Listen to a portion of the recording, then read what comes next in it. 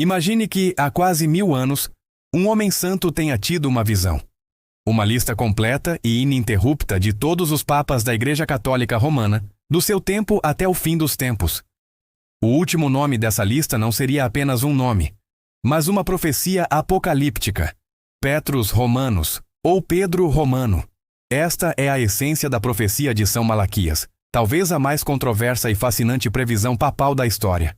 Segundo a lista, a sequência de papas está no fim. Com a eleição do Papa Francisco, entramos na última e dramática entrada profética. Hoje, no Fatos da Escrita, vamos mergulhar na história e no mistério. Vamos examinar a origem real desta profecia, analisar a evidência histórica que sugere que ela é uma forja do século XVI e, mais importante, confrontar a terrível descrição que acompanha o último pontífice. Quem é Pedro Romano? E a sua chegada ao trono de São Pedro significa que o juízo final está iminente? 1. A Gênese do Mistério. De Ardmash a uma publicação suspeita. A história oficial da profecia é tão lendária quanto os seus motes, o vidente e a visão. O vidente em questão é São Malaquias, Maelm Haydock Ua Morgair, um arcebispo irlandês que viveu no século XII. A tradição afirma que, durante uma visita a Roma por volta de 1139, Malaquias teve uma visão estática. Nesta visão, ele viu e registrou os lemas de todos os 112 papas que se seguiriam, desde o seu tempo até a consumação dos séculos. A lista supostamente foi entregue ao Papa Inocêncio II e guardada nos arquivos do Vaticano. O fato mais crucial: o forjamento de 1595. Aqui é onde o fato histórico confronta a lenda. A profecia de Malaquias permaneceu totalmente desconhecida por mais de 450 anos. Ela só veio à luz em 1595, quando foi publicada em Veneza pelo historiador beneditino Arnold de Wyon, em seu livro Lignum Vitae, A Árvore da Vida. O fato que abalou a credibilidade da profecia é que os 74 motes que antecedem o ano de 1590 são incrivelmente precisos e claros. No entanto, os motes que se seguem a 1590 tornam-se progressivamente vagos, ambíguos e difíceis de encaixar. A hipótese mais aceita pelos historiadores é que a lista foi forjada no final do século XVI, provavelmente por um grupo de apoiadores do cardeal Girolamo Simoncelli. Na época de um conclave particularmente disputado, a lista teria sido criada para apoiar Simoncelli, que vinha da cidade de Orvieto, cujo mote escondido se encaixaria convenientemente com o nome de sua cidade natal. Portanto, o fato essencial para o Fatos da Escrita é: a profecia é, quase certamente, uma fraude política do século XVI, mascarada como uma revelação medieval. 2. Os fatos da lista.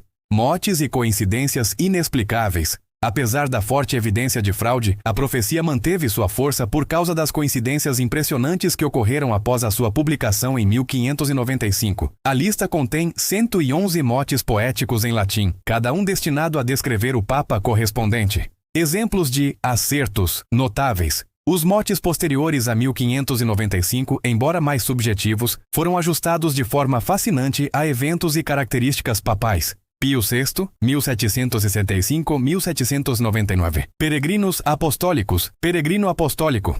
Pio VI fez inúmeras viagens pastorais e, crucialmente, morreu no exílio, na França, após ser preso por Napoleão, tornando-se um verdadeiro peregrino forçado. Pio X, 1903-1914.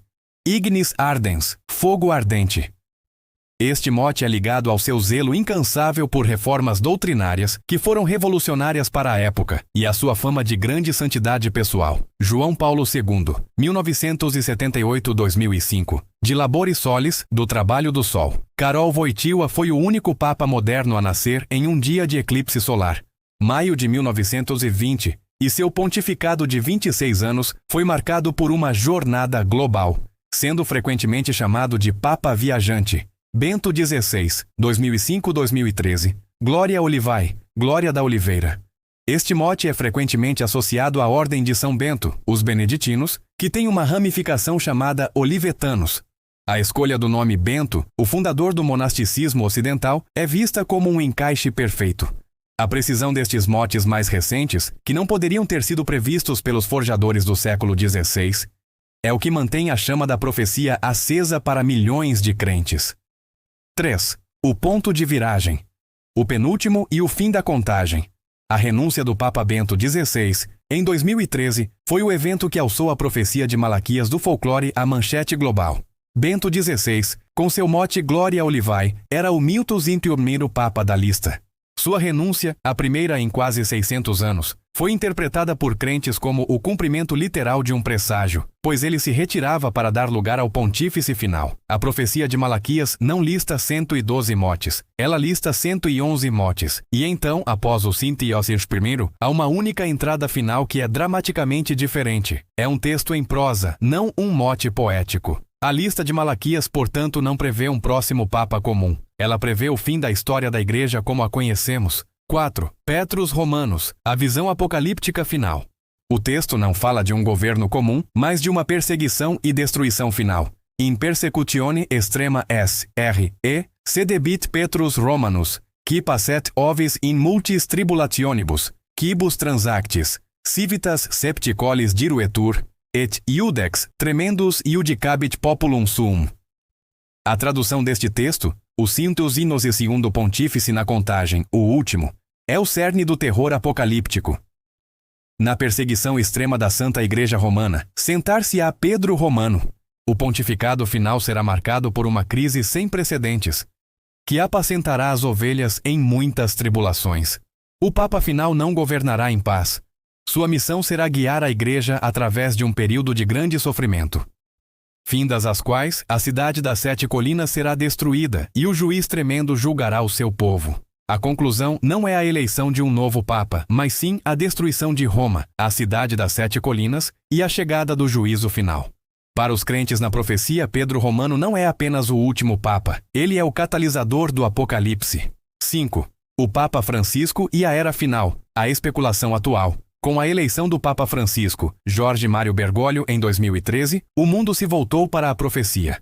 O Papa Francisco é o 1162º Papa, após o início da lista de Malaquias, assumindo o papel de Petrus Romanus. As conexões com Pedro Romano, Peter, Pedro, embora seu nome papal seja Francisco, ele é o bispo de Roma, o sucessor direto de Pedro. O nome Pedro pode não ser literal, mas se referir ao seu papel fundamental. Romanus, Romano. Ele é o primeiro Papa da América do Sul e o primeiro jesuíta.